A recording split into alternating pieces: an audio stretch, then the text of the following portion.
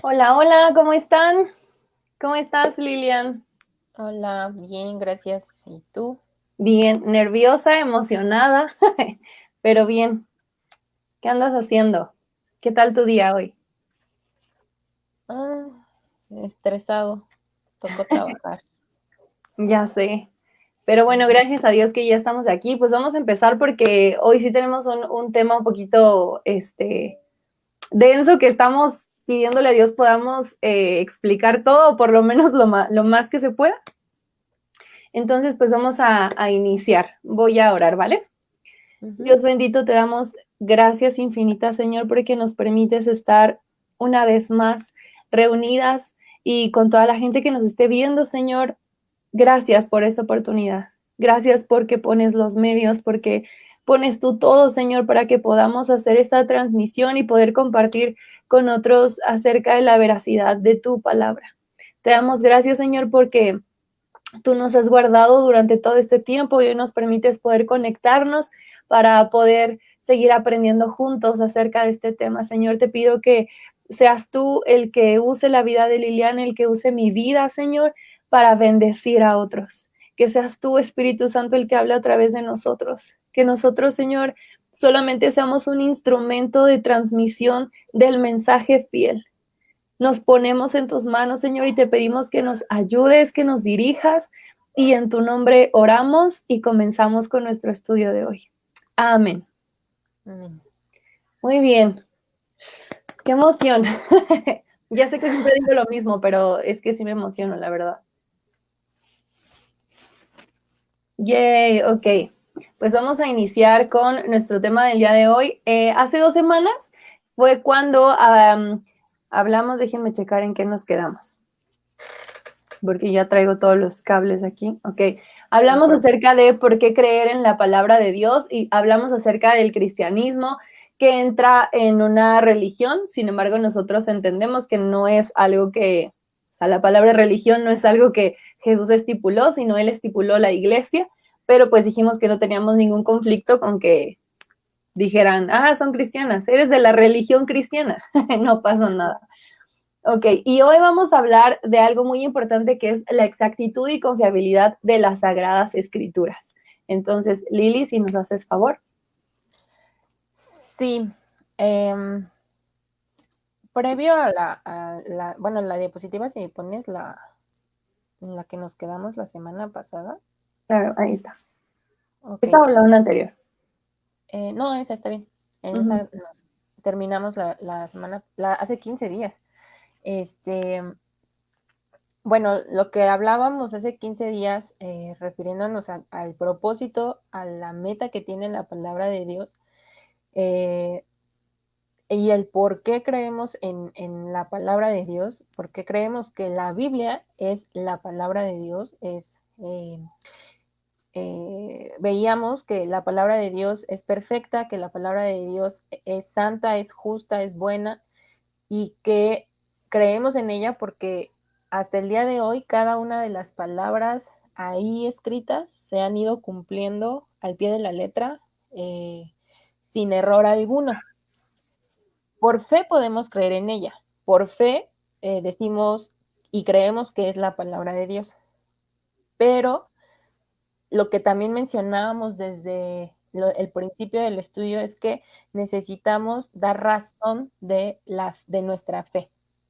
Entonces, si a nosotros de pronto nos encontramos con personas que tienen mucho que decir respecto a la Biblia y en el intento de querer refutar el contenido bíblico, tenemos argumentos basados en la misma ciencia para comprobar que el contenido bíblico es veraz, ¿no? Y que es totalmente confiable, es totalmente exacto y que no lo dicen unos religiosos, que no lo dicen simplemente unas personas fanáticas creyentes o no, lo dicen personas eruditas en el tema, y que muchos de ellos ni siquiera son personas de fe, son personas que se han dedicado al estudio de documentos históricos. Ujú.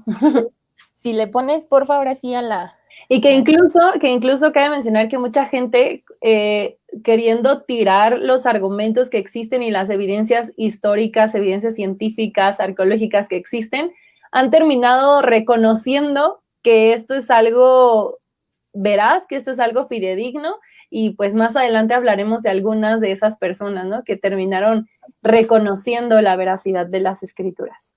Listo. Ok, bueno, vamos a hablar respecto a la confiabilidad y a la veracidad de las escrituras. Lo que aquí estamos estableciendo es, como mencioné, la confiabilidad histórica de la escritura, más no su inspiración. O sea, en este momento, de aquí en adelante, vamos a dedicarnos a hablar sobre la confiabilidad, la exactitud, la veracidad que tiene la escritura como un documento histórico, no como en su contenido divino o inspirado por Dios, porque ahí entonces sí radica la fe, sino cómo es que nosotros podemos confiar en un documento histórico de esta naturaleza desde el principio del tiempo, ¿no? Porque la Biblia nos habla del origen del hombre y quién lo escribió, cómo fue que lo supo, cómo es que podemos creer en lo que escribieron estas personas. Entonces vamos a usar la historia como ciencia para comprobar que el contenido de las escrituras son totalmente confiables. Entonces, es importante y necesario que la confiabilidad histórica de la escritura sea sometida, o en su momento tuvo que ser sometida y sigue siendo sometida a pruebas que con el mismo criterio se han sometido muchos otros documentos históricos. ¿Por qué? Pues porque la Biblia es un documento histórico, porque se han encontrado manuscritos desde hace miles de años, por lo tanto tiene que ser sometida cada una de los documentos, cada uno de los manuscritos que se han encontrado sobre la palabra, la escritura, tienen que ser sometidos en un criterio, digamos que en donde todos los documentos tienen que pasar, como ese filtro, por así llamarlo. Entonces, se hace una lista, en la que sigue, porfa. Claro, ya está. Gracias. Se hace una lista de los 3 principios básicos de la historiografía y se explican a través de la prueba bibliográfica, la prueba de la evidencia interna y la prueba de la evidencia externa. Estas 3 pruebas se utilizan para que todo documento histórico sea sometido, digamos, a un escrutinio así, ¿no? Súper fino, para determinar si es veraz, si ese documento es confiable. Se tiene que revisar la fecha en la que fue escrita, por quién fue escrito, o sea, estos documentos tienen que pasar por ahí, sea el documento que sea. Y la Biblia ha pasado por estos 3 principios o estas 3 pruebas. Y vamos a ir viendo durante hoy y los siguientes miércoles. Y no sabemos cuántos miércoles más. Los siguientes no sabemos, pero hoy por lo menos no terminamos. Eso sí, estoy completamente segura que no terminamos la prueba bibliográfica. Entonces, vamos a tratar de explicar, porque tampoco somos historiadoras, ¿no? Entonces vamos a tratar de explicarles cómo es que cómo es que la prueba bibliográfica se ha usado, se usa para tanto el Nuevo Testamento como el Antiguo Testamento. Entonces, sí, vamos a ver qué es una prueba bibliográfica. Por, digamos, concepto, la prueba bibliográfica consiste en un examen de la transmisión textual, por medio de la cual llegaron hasta nosotros los documentos. O sea, en todo documento histórico tiene que pasar por esta prueba para que nosotros podamos saber y corroborar que el texto que tiene ese documento, el contenido textual, es completamente confiable. Entonces, la prueba bibliográfica consiste en eso, en esa transmisión textual mediante el cual los documentos antiguos nos llegaron del pasado. Para esto se hacen cuestionamientos. ¿Cuán confiables son estas estas reproducciones que nosotros tenemos o estos manuscritos? ¿Cuántos manuscritos han sobrevivido desde las copias de los originales? ¿Qué tan coherentes son un manuscrito de otro?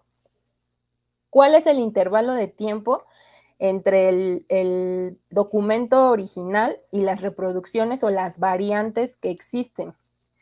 Digamos que, en pocas palabras, en la prueba bibliográfica nos va a decir si es confiable todas estas copias que nosotros tenemos, porque no contamos con los originales, contamos con las copias de esos originales y cómo están en relación al número de manuscritos y el intervalo de tiempo entre el original y las copias que existen en estos momentos. Y para eso, pues hay muchísima información al respecto y hay muchos eruditos que han trabajado sobre esto. Así que, Karen. Continuamos. Bueno, pues vamos a iniciar hablando de nos vamos a apoyar en la prueba bibliográfica del Antiguo Testamento, vamos a iniciar con esa, posteriormente con el Nuevo Testamento, pero vamos a hablar de algo que eruditos y algunos científicos describen como el descubrimiento arqueológico más importante que se haya visto nunca. Y pues de eso vamos a hablar. Son los rollos del Mar Muerto. ¿Qué son los rollos del Mar Muerto? Bueno, pues los rollos es el descubrimiento arqueológico que muchos llaman el más importante. Seguramente otros han de decir que no tiene nada de importancia, pero muchos y la mayoría de personas que se dedican a arqueología, ciencia, historia, dicen que es un descubrimiento sumamente importante, si no es que el más importante que se haya encontrado en esta época moderna. Muchos lo catalogan como la revolución intelectual, porque vino a mover, bueno, un chorro de pensamientos en las personas. Los rollos del Mar Muerto son un tesoro bíblico y vamos a ir desarrollando por qué. ¿Qué son los rollos del Mar Muerto? Pues son más de 900 manuscritos, más de 900 manuscritos, o sea, son un chorro. Fueron hallados en 1947, fueron encontrados por beduinos en vasijas. Más o menos las vasijas eran como las que estamos viendo en la imagen, ese tipo de vasijas. Y fueron encontrados en esta ciudad que se llama Qumran, que es un valle del desierto de Judea en las costas occidentales del Mar Muerto. Si nosotros nos acercamos un poquito al mapa, vamos a darnos cuenta que están exactamente a una orillita del Mar Muerto. Qumran es el nombre árabe contemporáneo dado a unas ruinas donde es posible que habitara una comunidad de la congregación judía de los esenios. Luego vamos a platicar un poquito de ellos. Situadas en una terraza a unos 2 kilómetros del Mar Muerto y 13 kilómetros al sur de Jericó. Y sí, Jericó es también la ciudad conocida como de las Palmeras, en donde hubo un suceso muy importante que nos narra la Biblia, que nos narra cómo era una ciudad tan poderosa y que existía mucho orgullo por los muros, porque eran unos señores muros y fueron derribados por el poder de Dios. Y vemos que hay una historia increíble ahí. Entonces, quisiera regresarme un poquito. Estos rollos fueron encontrados por lo que muchos dicen por casualidad. Sabemos que en Dios no existen las casualidades y que Él todo tiene perfectamente planeado, por unos beduinos. Hay quienes dicen que fue un grupo de pastores beduinos, hay quienes dicen que fue un niño pastor beduino, pero lo importante es que era de origen beduino. ¿Y qué sucedió? Que entró a la cueva, unos dicen que porque se metió una de sus ovejitas y quiso ir a rescatarla, otros dicen que aventó una piedra para ver qué había. Lo importante es que encontró estas vasijas, porque dicen que lo que se dice en la historia es que arrojó una piedra y obviamente no sonó como si chocara con otra roca, porque ahorita vamos a ver una foto de cómo es Qumran, y sí tiene, pues sí, o sea, tú sabes el sonido que hace cuando una piedra choca con ese tipo de roca y de tierra.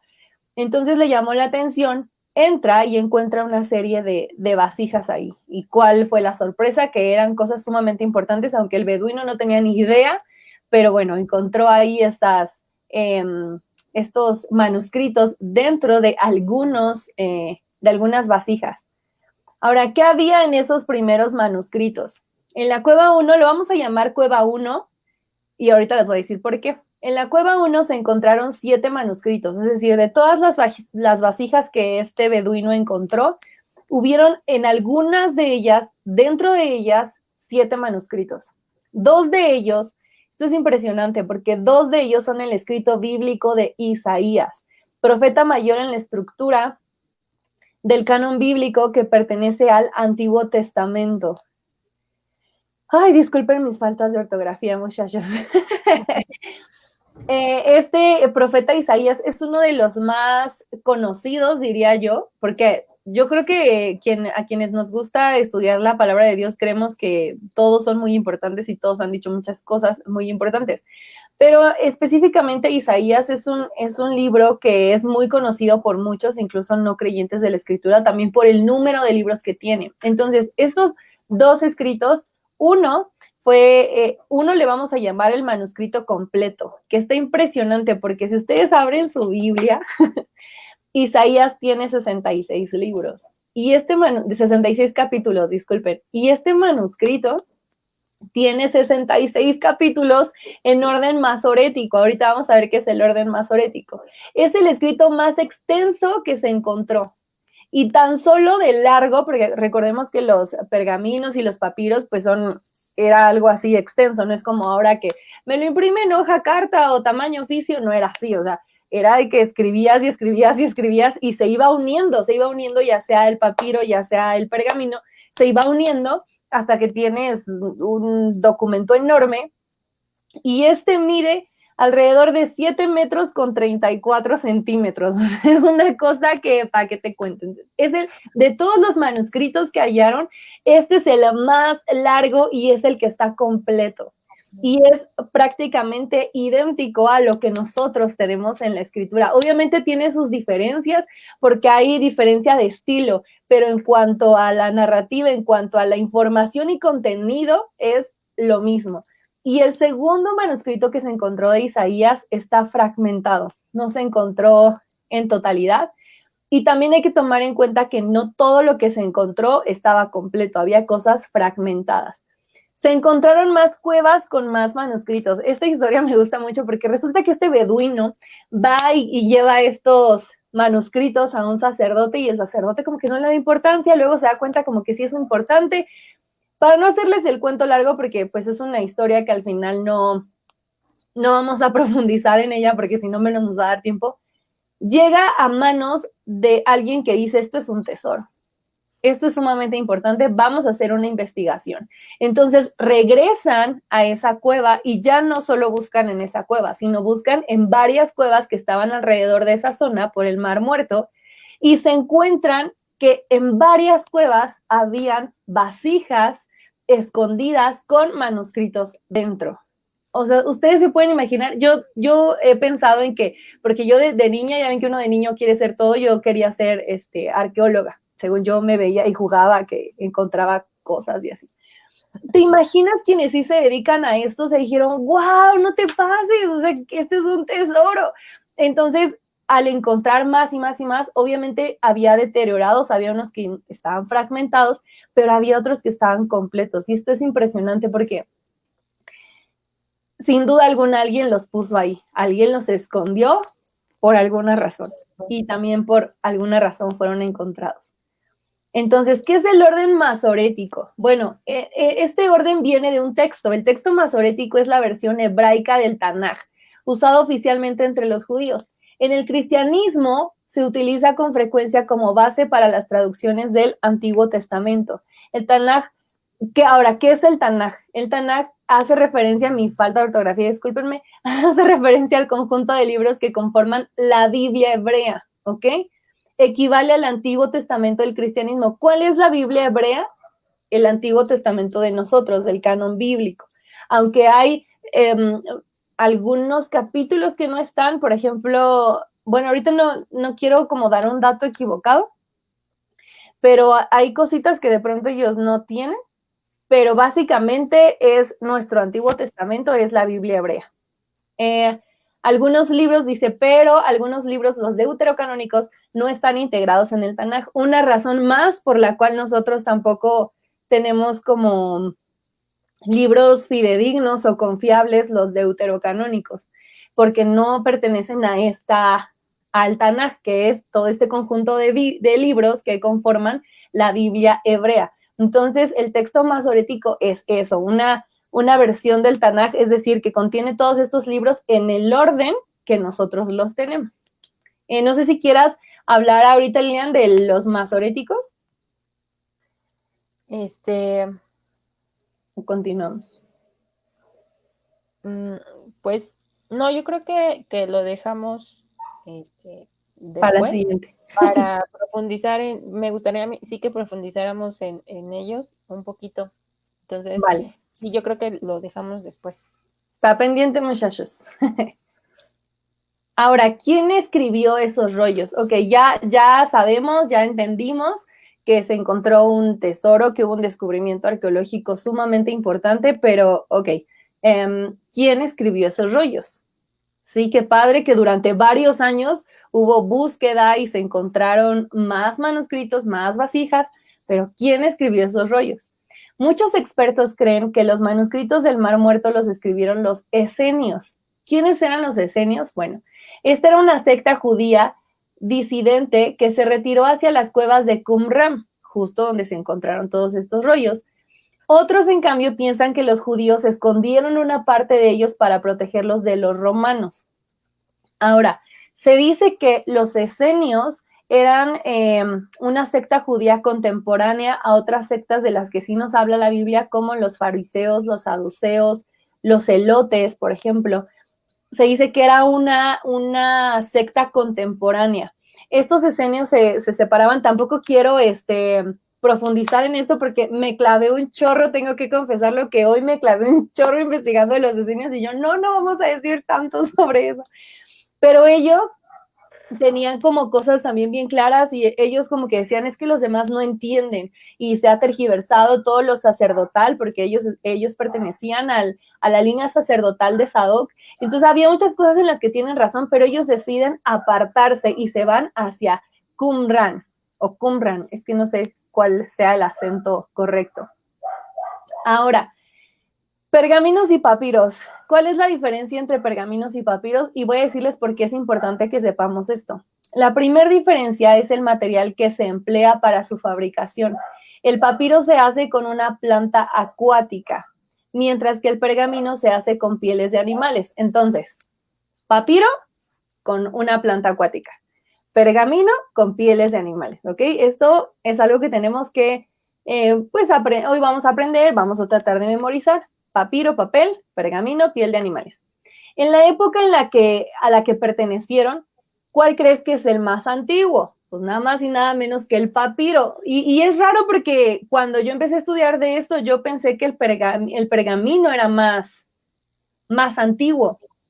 Y no, son los papiros. El motivo por el que el papiro fue sustituido por el pergamino, es decir, por las pieles de animales, fue porque el papiro era sumamente delicado. Primero, pues se escribía en piedra o se escribía en roca con el cincel. De hecho, por eso el idioma hebreo se escribe al revés, porque en el cincel, yo siempre me había preguntado eso, pero porque en el cincel era más fácil irlo haciendo de esa manera y por eso se escribe completamente al revés de como nosotros como mexicanos o de este lado del mundo escribimos, ¿no? Que es de arriba para abajo y de izquierda a derecha. Entonces tenemos que primero escribían en roca, en piedra y van surgiendo diferentes cosas como ahora, por ejemplo, ya no utilizamos pergaminos ni papiros, incluso ya ni utilizamos papel, ya utilizamos que el celular, que la computadora, ¿no? Todo va cambiando, pues sí, vamos avanzando. Pero ¿por qué es importante que sepamos esto? ahorita les voy a responder esa pregunta. Entonces, ¿fueron los esenios los que escribieron esto? Porque es importante que nosotros sepamos que ya había, porque entre los escritos que se encontraron había papiros y había pergaminos, había ambos. Y algo que es muy importante que nosotros sepamos es que muchos prácticamente se estaban deshaciendo. Incluso hay algunos que los tienen en unas cámaras específicas, como en unas mesas que continuamente están dándole cierto aire acondicionado y cosas así para que esto perdure, porque prácticamente se estaban deshaciendo por todo el tiempo que estuvieron ahí, bajo humedad, bajo calor, bajo todo este tipo de cosas a las que se enfrentaron. ¿Qué sucede? Que pues muchos estaban deshaciendo, entre ellos los papiros. Los que más aguantaron pues fueron los pergaminos. Pero entonces, ¿fueron los esenios o no? Hasta el 2011 había una seguridad impresionante en que habían sido los esenios. Al final son personas judías, son personas que pertenecían al pueblo judío y que decían, bueno, no importa, también habían recibido la misma enseñanza, la misma instrucción, pero ¿qué era lo que nos dejaba? Como que decíamos, o sea, sí son judíos, sí teníamos o tienen la misma enseñanza, pero al final ellos se desvían en otra cosa. ¿Qué está sucediendo? Bueno, a lo mejor era el principio de los esenios, se estaba buscando ahí encontrar varias razones. Pero hoy me encontré con cosas sumamente importantes y que hoy quiero decirles que yo le agradecí mucho a Dios el que hace 8 días no hayamos tenido estudio, porque hace 8 días básicamente fue imposible por situaciones que teníamos que hacer de trabajo y demás. Y hoy cuando me empecé a topar con toda esta información dije, Dios, gracias, porque definitivamente en ti no existen las casualidades. Hoy, en el hoy por hoy 2020, se están encontrando cosas impresionantes. Con el objetivo de arrojar luz sobre este tema, si habían sido los esenios o no, investigadores israelíes estudiaron el ADN de fragmentos de manuscritos redactados en pieles. ¿Qué fue lo que hicieron? Dijeron, no, ¿sabes qué? Pues estos son pieles de animales, podemos extraer el ADN. Personas brillantes, a mí jamás se me hubiera ocurrido en la vida, ¿no? Y una de las principales investigadoras dijo esto, analizando trozos de pergamino, descubrimos que algunos textos fueron escritos en pieles de vaca y de cordero, mientras que hasta entonces habíamos considerado que todos fueron escritos en piel de cabra. ¿Por qué es importante que sepamos esto? ¿Y por qué lo del pergamino, el papiro y esto? Porque esto nos abre un panorama completamente. En esa región de Qumran, es muy fácil que se puedan dar las cabras o que se pastoreen cabras o que se críen. Pero el ADN les mostró cierta raza, por así decirlo, de vacas y de corderos que no se dan ahí. Entonces esto hace que, no sé ustedes, pero que a mí me explote la cabeza porque lo que dice Pnina Shor, o Sor, ella es la investigadora que dirige el proyecto y forma parte de la autoridad israelí de antigüedades. O sea, no lo está diciendo una becaria, no lo está diciendo una principiante, le está diciendo la encargada, la investigadora que está dirigiendo todo este proyecto. Y me llamó la atención estas fotos porque están poniéndonos ahí las pruebas de ADN de estos papiros, porque literalmente agarraron cachititos para no desperdiciar todo, y ahorita les digo por qué no querían desperdiciar todo, y se dan cuenta que este tipo de animales no se daba en esa región. Entonces, el que hayan sido los esenios resta como, ¿cómo decirlo? Como que uno dice, no fueron los esenios, fue alguien más. Entonces, la otra teoría que se temía de que habían sido judíos que no querían que estos documentos fueran exterminados, fueron y lo escondieron. ¿Quiénes eran? No lo sabemos.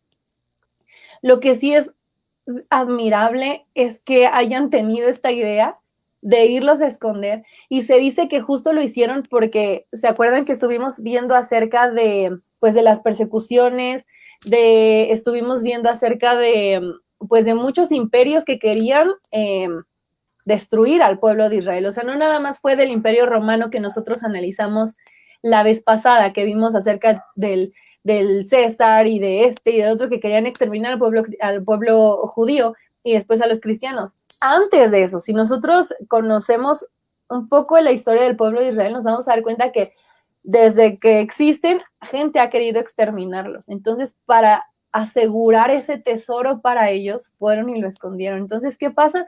Que la creencia de que los esenios lo hayan escrito disminuye y la creencia de que lo hayan escrito judíos que seguían viviendo en esa parte de Jerusalén sean los que hayan ido a esconder estos escritos. Entonces, a mí me parece algo de verdad asombroso y qué bueno que lo estamos dando hoy, porque seguramente si lo hubiéramos enseñado hace 8 días no tendríamos esta información. Y algo que lo que les decía, porque un cachito, nada más agarran un cachito para lo del ADN, porque se dieron cuenta que había mensajes ocultos entre los pergaminos. O sea, eran o son prácticamente invisibles, imperceptibles. ¿Qué sucedió? Que los pasaron por no sé si sea una maquinita, un tratamiento, no lo sé, pero descubrieron, y está aquí en la imagen un ejemplo, en el cafecito es tal cual se ve, el ojo humano tal cual se ve, pero después del procedimiento, que viene como en gris, color gris, ahí descubrieron que había letras. Y dijeron, ¿qué está pasando? Nosotros creímos que aquí no decía nada, porque si ustedes recuerdan, tanto pergaminos como papiros, justo se va pegando ese mismo papel, que era lo que estábamos hablando ahorita, se va uniendo, se va uniendo, se va uniendo. Entonces de pronto se empalma. Y encontraron entre esa parte que se empalma y en otras partes de atrás, casi imperceptibles, mensajes.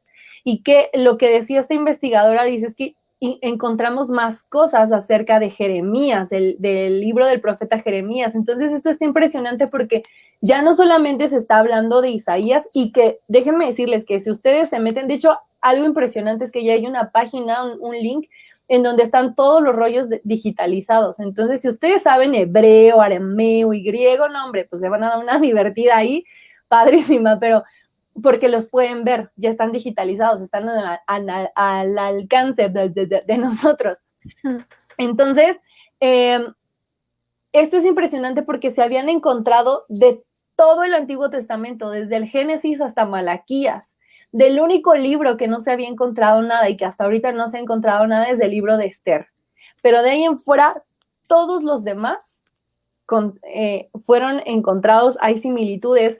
Está Isaías, está el Génesis, por ejemplo, está el Génesis, que de hecho también vi que había causado una controversia porque nosotros hemos leído, ¿cuántas veces has leído Génesis, más o menos, Lilian?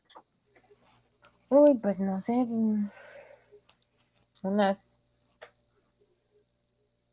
no sé, 6, 7 veces. ¿Cuál es el libro que más has leído de la Biblia? O sea, que lo has repetido más veces.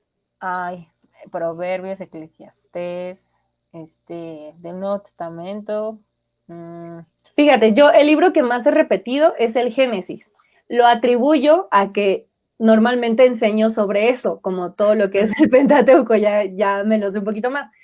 Entonces, el Génesis es un libro que yo leo mucho y que me encanta porque aparte cada que lees, ya sea Génesis o lo que sea, descubres algo nuevo. Dios siempre te enseña algo nuevo. Pero justo en la parte del Génesis había una controversia porque no sé si recuerdes que cuando Noé, con todo lo del arca y demás, después de que ya pueden salir del arca, dice la Biblia que Noé edifica un altar y planta una viña. No sé si recuerdes que sí. Nos dice eso la palabra de Dios, dice, es que estoy buscando donde en este rollo del Mar Muerto lo que dice es que viene una diferencia que para los judíos es muy grande, para nosotros tal vez no, porque no somos a lo mejor de esa cultura. Si nosotros leemos lo que dice la palabra de Dios, dice que Noé sale del arca y edifica un altar y luego dice que planta una viña. En esta porción del rollo del Mar Muerto dice que Noé, estando en el arca, edifica un altar y luego sale y planta una viña. Ajá.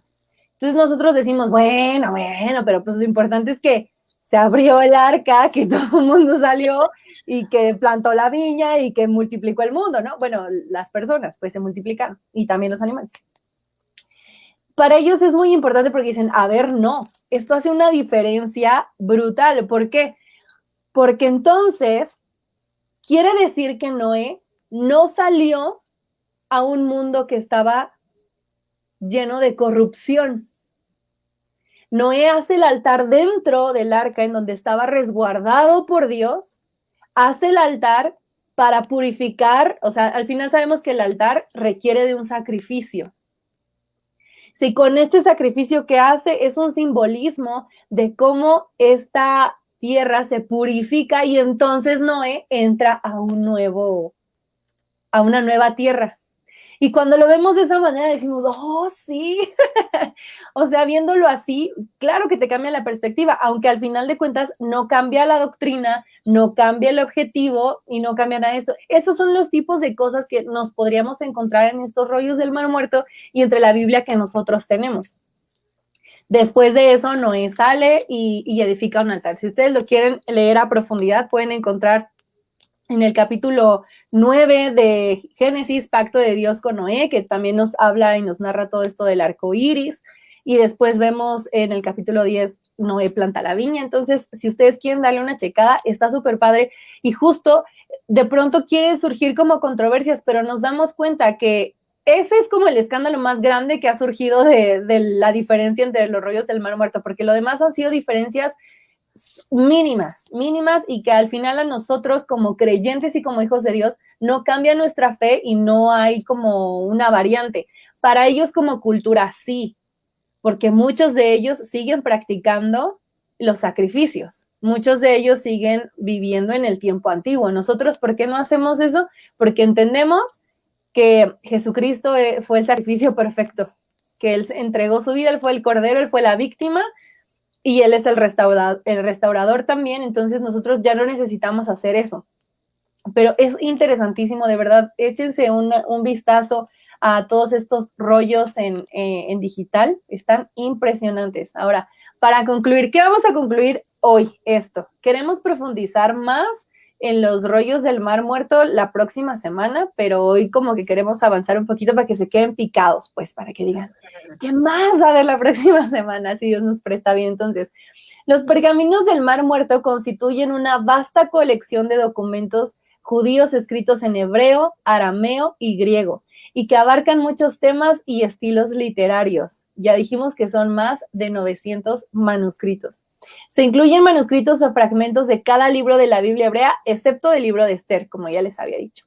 Los pergaminos también contienen el más antiguo, wow, esto de verdad a mí me encantó leerlo porque contienen el más antiguo comentario bíblico existente sobre el libro de Habacuc y muchos otros escritos, entre ellos las obras religiosas pertenecientes a las sectas judías de esa época. Recordemos, como les decía, había otras sectas, ¿no? Como los fariseos, como los saduceos. Entonces, y de hecho muchos dicen, no, es que también lo de los macabeos y no sé qué, nosotros ya vimos porque no es tan relevante para nosotros lo de los macabeos, dado que ellos mismos dicen que en ese tiempo no había profeta, es decir, no había inspiración divina. Los pergaminos del Mar Muerto también pueden darnos la confianza en la fiabilidad de los manuscritos del Antiguo Testamento, ya que existían mínimas diferencias. O sea, la más grande que tiene es esta que les conté, el Génesis. Pero todo lo demás tenía mínimas o tiene mínimas diferencias entre los manuscritos que previamente habían sido descubiertos y aquellos que fueron encontrados en Qumran. Evidentemente, este es un testimonio de la forma como Dios ha preservado su palabra a través de los siglos, protegiéndola para que no desaparezca, guardándola en contra de errores considerables. Simplemente el libro indestructible. El libro indestructible, lo veas por donde lo veas, lo han querido destruir, al pueblo judío lo han querido destruir y simplemente no se ha podido, porque esto, sin duda alguna, viene de parte de Dios. Y para continuar, vamos a entrar a la prueba bibliográfica del Nuevo Testamento. Venga, Lilian. Y que nada más para complementar un poquito, no es la única, digamos, prueba bibliográfica Así del es. Antiguo Testamento. Por ejemplo, en miércoles pasados, cuando hablábamos un poco sobre cómo fue que se escribió la Biblia, mencionábamos a una de las ediciones primeras del Antiguo Testamento, que fue la Septuaginta. Entonces, la Septuaginta no tardó mucho tiempo en escribirse al griego, para los judíos que ya hablaban griego, no tardó mucho, o sea, se empezó a esto, la solicitud de la traducción de los escritos hebreos y pocos partes arameas al griego, fue a petición de uno de los reyes en ese entonces, Ptolomeo Filadelfo, de Egipto, entre el 285 y 246 antes de Cristo. Entonces él solicita la traducción de los escritos que ya en ese momento se tenían. Entonces la Septuaginta también es considerada como un texto genuino del texto hebreo. Así Entonces es importante también mencionar, o sea, el descubrimiento de los rollos del Mar Muerto es así como el boom, ¿no? Porque ahí encontramos, o ahí se encuentra, digamos que todo lo que nosotros leemos actualmente y que se sigue comprobando que lo que leemos en el Antiguo Testamento es totalmente confiable. Entonces, además de otras pruebas que se han encontrado y que siguen corroborando la confiabilidad del Antiguo Testamento. Y es importante porque el Antiguo Testamento tiene muchísimo más tiempo, digamos, en cuanto a antigüedad, que el Nuevo Testamento. Entonces sí es muy importante hacer, como recalcar esta parte de la prueba bibliográfica del Antiguo Testamento por el tiempo en el que se escribió y que ahorita que veamos parte Y de de... hecho, Ajá. ay, perdón. De hecho, en las pruebas de ADN que realizaron, que no hicieron ahorita justo eso, sino desde antes, que ya habían visto desde dónde datan estos escritos, porque no solamente se puede saber a través de una prueba de ADN, sino a través de una técnica que es de escritura, porque también como que la técnica de escritura tiene una línea de tiempo. Y estos rollos del Mar Muerto datan de hace más de 2100 años. O sea, estamos hablando de un montón de tiempo y que han sido resguardados. Entonces, a mí lo que me da confiabilidad es saber que estos rollos del Mar Muerto siguen siendo investigados y cada vez que investigan más cosas, cada vez reafirma más su veracidad y a su vez la veracidad de las Sagradas Escrituras. Y como bien decías, los rollos del Mar Muerto es una prueba que nosotros elegimos para compartirla con ustedes, pero hay otras pruebas bibliográficas del Antiguo Testamento. Y que solo por mencionar, está el texto, un texto llamado Samaritano, los Targumes, la Mishnah, o sea, hay varios textos antiguos que respaldan el contenido del texto hebreo, en este caso, para nosotros, el Antiguo Testamento. Entonces, teniendo como en mente lo que es la prueba bibliográfica, que decíamos que es este examen tan fino que se hace a los textos antiguos para corroborar o revisar que esta transmisión de texto sea completamente genuino. Vamos a revisar cómo funciona en el Nuevo Testamento o en los documentos para los escritos, manuscritos del Nuevo Testamento. ¿Le pudieras dar, por favor? Claro que sí. Entonces, estos son datos muy importantes, los que se ponen en esta diapositiva, porque eruditos, investigadores, historiadores en el tema, nos dicen que existen 5,686 hasta ahorita, o es como un número aproximado con el que cuentan, de manuscritos en griego para el Nuevo Testamento. Solo para el Nuevo Testamento. Entonces, es un número bastante grande para un texto antiguo. A través de esta prueba bibliográfica se dice que hay muchas variantes, o sea, hay historiadores o personas, digamos que capacitadas, que obviamente no están a favor del contenido, pero eso no quita que el mismo documento que haya pasado por estas pruebas y que digamos que pasó la prueba, ¿no? La escritura.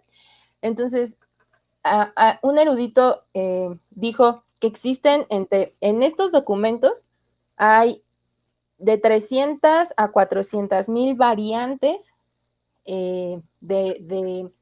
¿a qué se refiere? Como al contenido. A eso se refiere con variantes. Esto quiere decir que una variante del Nuevo Testamento tiene N cantidad digamos, de alternativas o digamos como lecturas. El Nuevo Testamento de hoy en día tiene apenas, bueno, el Nuevo Testamento griego hasta el día de hoy se ha revisado, tiene 138,000 palabras. Entonces, de estas 138,000 palabras, hay una cantidad enorme de 300 a 400,000 variantes del contenido del contenido del Nuevo Testamento griego. Es un número así impresionante en cuanto a variantes. Esto de alguna forma pudiera sonar preocupante hasta cierto punto porque hay más variantes que palabras en el Nuevo Testamento. Entonces esto resulta de pronto preocupante. Sin embargo, el gran número de variantes es el resultado directo de la gran cantidad de manuscritos del Nuevo Testamento. Tenemos 5,686 manuscritos en griego, se cuentan con 8,000 manuscritos de la Vulgata latina y cuando menos 1,000 de otras versiones primitivas. Existen más de 19,000 copias en otros idiomas como el siríaco, el latín, el cóptico y el arameo. Entonces, hay muchísimas copias, muchísimos manuscritos y por lo tanto van a haber muchísimas variables. Ahora, esto es importante porque no existe ninguna otra obra de la antigüedad que se aproxime a la riqueza de manuscritos disponibles del Nuevo Testamento. Así No es. existe ningún otro documento, ninguna otra obra literaria, nada que pueda acercarse un poco a la cantidad de manuscritos para el Nuevo Testamento. Ahora, si se mira con un mayor detenimiento a este punto del número de variantes, una de las categorías importantes de las variantes está en las diferencias ortográficas. ¿Qué quiere decir esto? Que las variantes que encontramos entre copias o entre manuscritos están enfocadas en la diferencia ortográfica. O sea, esa es la diferencia que tú vas a encontrar entre todas esas variantes de los manuscritos. Y esto es importante o es interesante porque una diferencia ortográfica no cambia el sentido del contenido o de la verdad teológica de la escritura. Así es. Por ejemplo, variaciones de este tipo, les decía, ortográficas, es como que cambia ciertas letras en los nombres. Por ejemplo, la reina Esther. Nosotros la conocemos por el nombre de Esther, pero si nosotros vemos otras versiones, no es Esther, no se llama Esther, tiene otro nombre, que es Hadash. Y entonces, en otras versiones, Hadash está escrita con J y en unas versiones está escrita con H. A este tipo de variantes es a las que se refieren cuando se habla de las diferencias ortográficas. También hay otra categoría que tiene que ver con los sustantivos. Aquí es,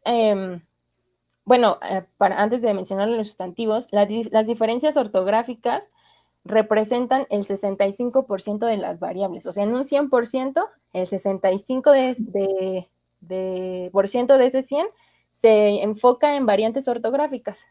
Entonces, esto es muy importante porque podemos decir que la consistencia interna de los documentos es aproximadamente del 98.33% de su pureza textual. O sea, matemáticamente hablando, el Nuevo Testamento es puro porque tiene un 98.33% de pureza, ¿no? Entonces, todos los manuscritos existentes, todos los que están, y que seguramente habrá, por ejemplo, todos los, todavía no se terminan, de hecho, de abrir muchos de los manuscritos que se tienen del Nuevo Testamento. Entonces, hasta el día de hoy, el 98.33% de estos documentos podemos decir que es realmente confiable porque su consistencia es de tal cantidad que no podemos negar que haya, no podemos decir que haya errores dentro del contenido del Nuevo Testamento. Entonces, les decía que otras de las diferencias que se presentan o dentro de las categorías de las variantes eran los sinónimos, perdón, no sustantivos, los sinónimos usados, por ejemplo, cuando se refieren al Señor Jesús, en algunas variantes se utiliza el nombre del Señor Jesús, era Jesús. En otras variantes encontramos Señor. En otras variantes encontramos que se refieren a Jesús como Él en mayúscula. Entonces, a este tipo de variantes de sinónimos se refiere esta categoría.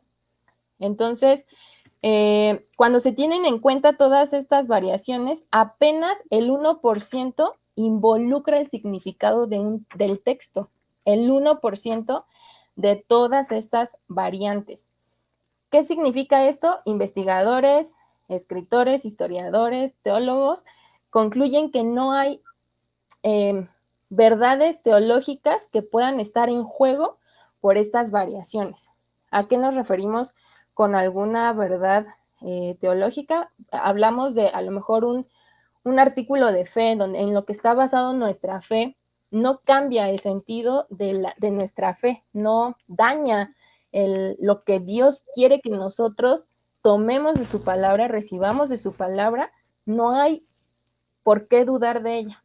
Entonces, con ese 1% de variación en el significado del texto, ahora esto es muy importante también mencionarlo, por ejemplo, en una porción de la primera carta de Juan, Juan 1:4, en la porción se dice que hay un desacuerdo en cuanto al contenido de esta porción, porque dicen que se debió traducir. Les escribimos estas cosas para que nuestra alegría sea completa, o les escribimos estas cosas para que el gozo de ustedes sea completo.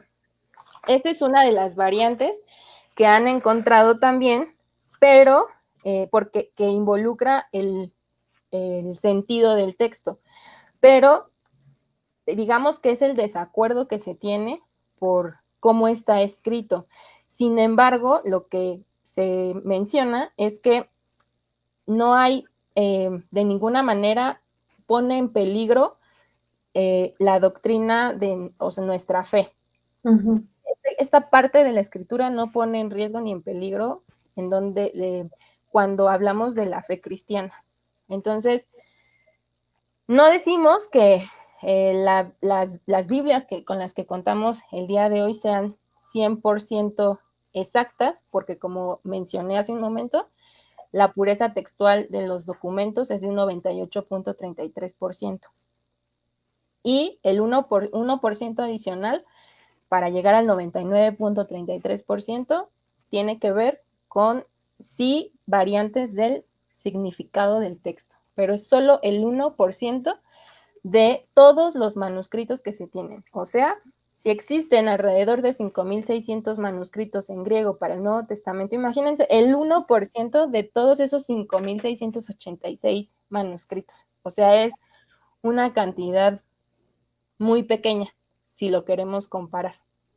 Entonces, esto es como datos importantes que necesitamos conocer respecto a el Nuevo Testamento y por qué decimos que el Nuevo Testamento es totalmente confiable.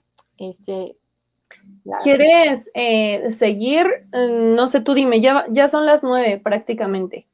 Entonces, no sé, tú dime, ¿continuamos o tú dime? Yo soy feliz. La tabla. Sí.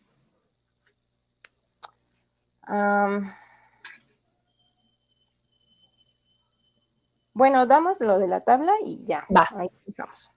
Muy Ok, bien.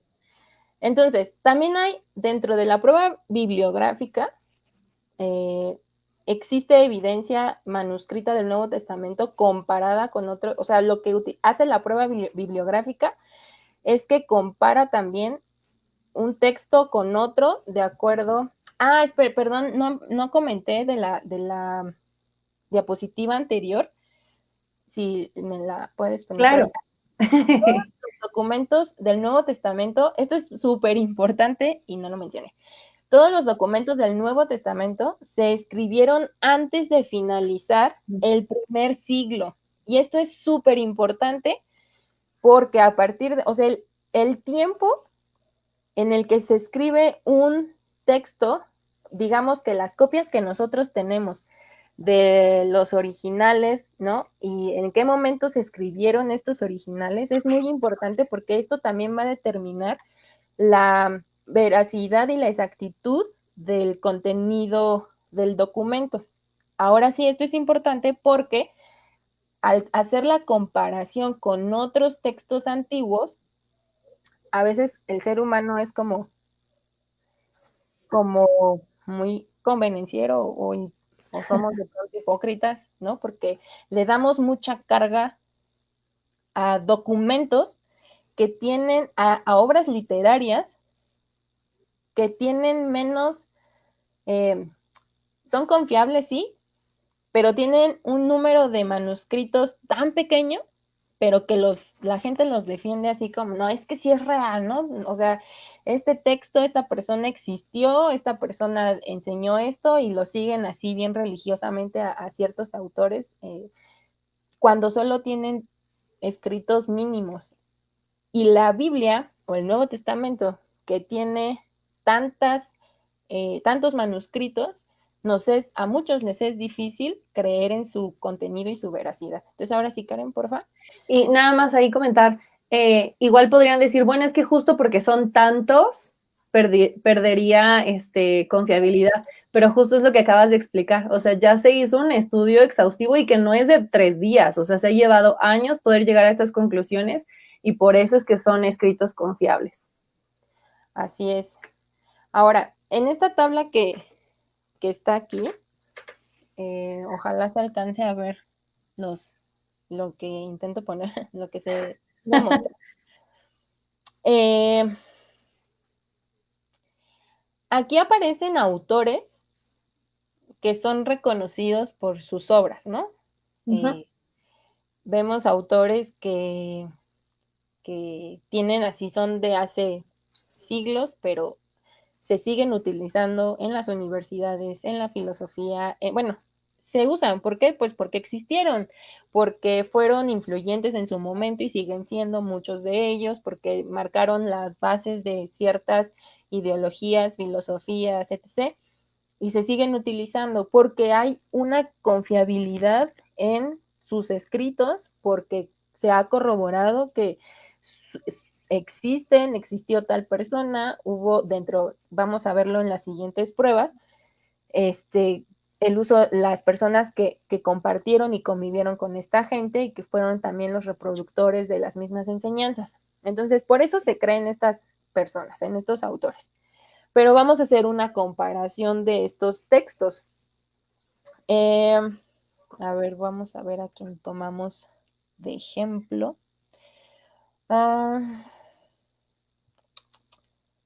Por Mira, ejemplo, Aristóteles es de los más conocidos, amiga. Aristóteles, Platón, Horacio, Homero. Homero, también importante Homero. Ok, vamos a ver, a Homero, que escribió la famosa Ilíada. Ilíada de Homero. Mm. La fecha en que fue escrito data del 900 antes de Cristo, ¿ok? La copia más temprana que se tiene es del 400 antes de Cristo. El lapso Amigo, hoy estás confundiendo las palabras muy raro. el lapso aproximado de tiempo entre el original y la copia son de 500 años. Ujú. Y existe un número de copias de 600, son 643 copias. Y esto va de menos a más, si se dan cuenta. La Ilíada es dentro de los que están aquí en esta lista, es la que más número de copias tiene, 643. Y su exactitud de las copias es del 95%, o sea, es muy confiable. Ahora, si nos vamos hacia arriba, cada vez se alejan más, si ustedes se dan cuenta. Por ejemplo, Platón. Él entre el 427 y el 347 antes de Cristo. La copia más temprana está en el 900 después de Cristo. El lapso entre el original y la copia fue de 1200 años. Y el número de copias existentes son 7. Oh. No hay una exactitud, un porcentaje en la exactitud de las copias. Entonces, sí, Y sin embargo, Platón es uno de los principales que nos enseñan en la escuela. O sea, es un siempre. líder de opinión filosófica. Porque bueno, yo lo vi en la materia de filosofía. Entonces, esto es muy importante mencionarlo, porque si nosotros nos vamos a revisar el Nuevo Testamento, ¿en qué fecha fue escrito? Nosotros, una diapositiva anterior les dije que en menos del primer siglo Sí. ya se tenía escrito. Entonces fue en el primer siglo después de Cristo, entre el 50 y 100 después de Cristo. La copia más temprana que se tiene es a partir del segundo siglo, entre el 130 aproximadamente. O sea, no pasaron tantos años, o sea, fue a comparación de Homero, por ejemplo, no pasó nada de tiempo. O sea, fueron menos de 100 años. ¿Cuántos números de copias se tiene? 5,600. ¿Y qué exactitud del contenido de estas copias es el 99,5%? Entonces, ¿cómo no vamos, o sea, aún teniendo pruebas históricas, cómo es posible que muchas veces el hombre se aferre a decir esto no es cierto? Esto fue escrito por hombres y esto sí fue escrito por hombres. Pero la realidad es que si esto fuera, digamos, como algo, obra de un hombre o de varios hombres, ¿cómo explicamos que, por ejemplo, lo que tú nos contabas hace rato respecto al Antiguo Testamento, los rollos que se encontraron y todos los manuscritos que se han encontrado en diferentes partes, porque no fue en una sola parte y no fue escrito por una sola persona, sino que han sido por muchas personas o fueron muchas personas quienes los escribieron. En diferentes partes se han encontrado los manuscritos y que estas variantes, en lugar de confundir, en lugar de que a lo mejor unas dicen una cosa, otras otra, lo que hace un momento les decía, que las variantes son mínimas en cuanto a significado, o es casi nada, y en lo que más se ve la variante es en la parte ortográfica. ¿Cómo podemos decir que no es real? ¿Cómo podemos decir que esto no es confiable, que no podemos confiar en la Biblia?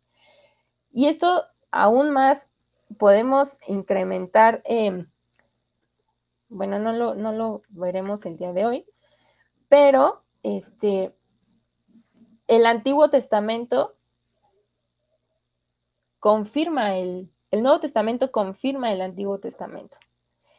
Y no hay ahí choque entre enseñanzas, no hay choque en cuanto al contenido que tiene, o sea, es la confirmación y la corroboración de todo lo que el Antiguo Testamento ya había dicho.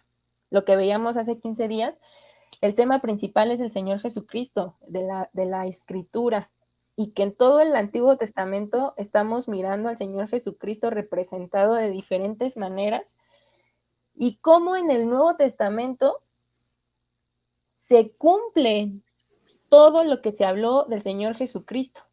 Entonces, hay quienes de pronto, hace poco una persona me preguntaba, ¿cuál es el texto en la obra? Me dijo, ¿cuál es la obra que más número de profecías tiene y que se han cumplido? Y le dije, la Biblia.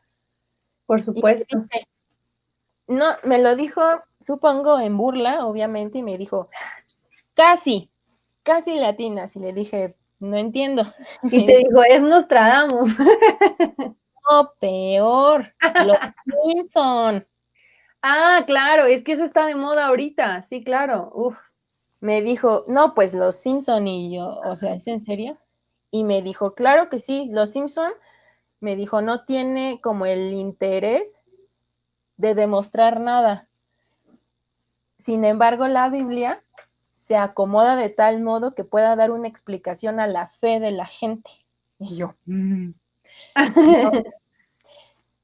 he aprendido a no discutir con personas así, y menos por chat. Entonces, solo dije, pues está bien.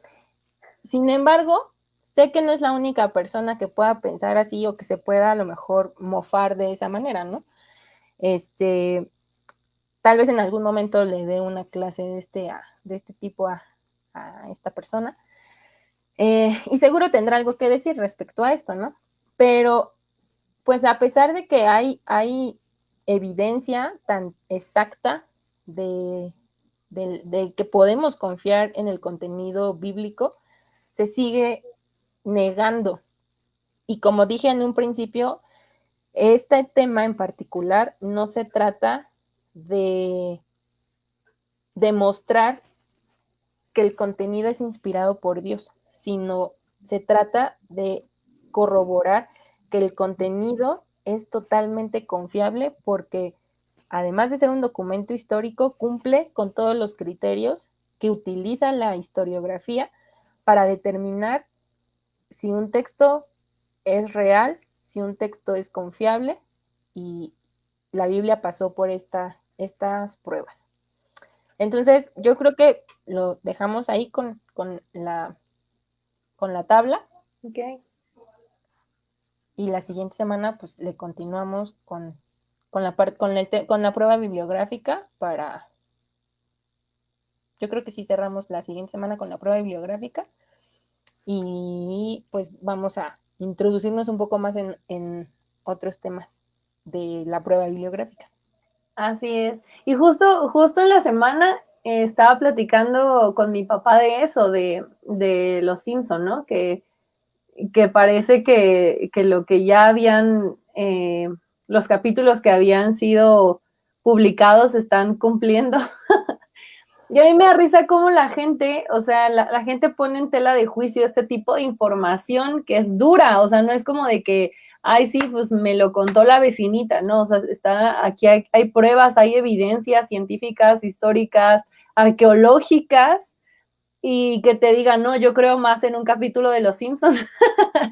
Para mí sí es chistoso, o sea, para mí sí es un poco divertido, pero yo sé que todas las personas que lleguen a ver este video en algún momento les va a servir, y en algún momento cuando puedan ver que todo lo que dice la palabra de Dios es verdad, sé que estos videos los van a ver y los van a ver, pero nosotras ya no vamos a estar aquí.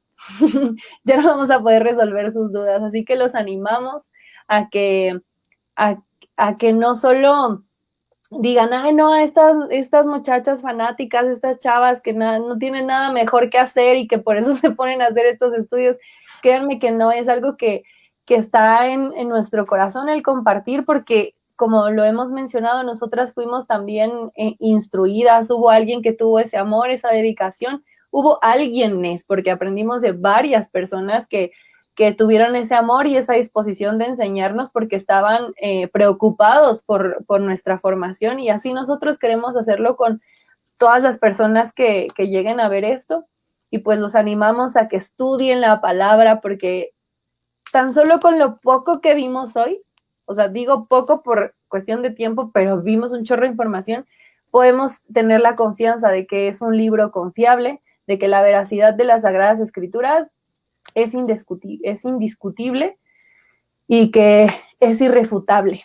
Entonces, pues es todo por el día de hoy. Es un gusto que hayan estado con nosotros y pues cualquier cosa ahí nos escriben. Había unas preguntas pendientes con alguien, no quiero que piensen que no las respondí, yo se las respondí personalmente, pero igual si ustedes tienen alguna duda o algo así, nos pueden escribir y ya sea que lo respondamos aquí públicamente o que yo les escriba de manera personal para aclarar alguna serie de dudas. Entonces, pues es todo por el día de hoy. Espero que se hayan emocionado tanto como nosotras, o por lo menos yo. Y pues nos despedimos. Lili, ¿puedes orar para despedirnos, por favor? Sí. Señor, te damos muchas gracias porque nos diste esta oportunidad de seguir compartiendo lo que hemos recibido de ti, lo que hemos recibido también de aquellos a quienes tú has preparado y utilizado para nuestro crecimiento y el conocerte un poco más, Señor. Yo te ruego, Padre, que tú nos ayudes cada día. A lo mejor para muchos nos es difícil grabarnos la información, guardarla, reproducirla también, pero sabemos que tú eres el que nos da inteligencia y sabiduría y tú nos dices que si somos falta de ella, te la pidamos. Ayúdanos, Señor, cada día porque los tiempos son difíciles y porque pues nos enfrentamos a muchos cambios, nos enfrentamos a muchas personas que desde siempre y que seguirán existiendo estarán en contra de tu palabra. Por eso es que queremos cada día prepararnos para dar razón de nuestra fe. En tus manos está Karen, cada uno de los que nos están viendo y también mi vida. En el nombre de tu Hijo Jesús te lo agradecemos. Amén. Amén. Y pues ya saben, si quieren compartir estos estudios, no solamente está en Facebook, también están en YouTube. Entonces, cualquier cosita, pues ahí andamos. Cuídense mucho, que Dios los bendiga. Adiós. Bye.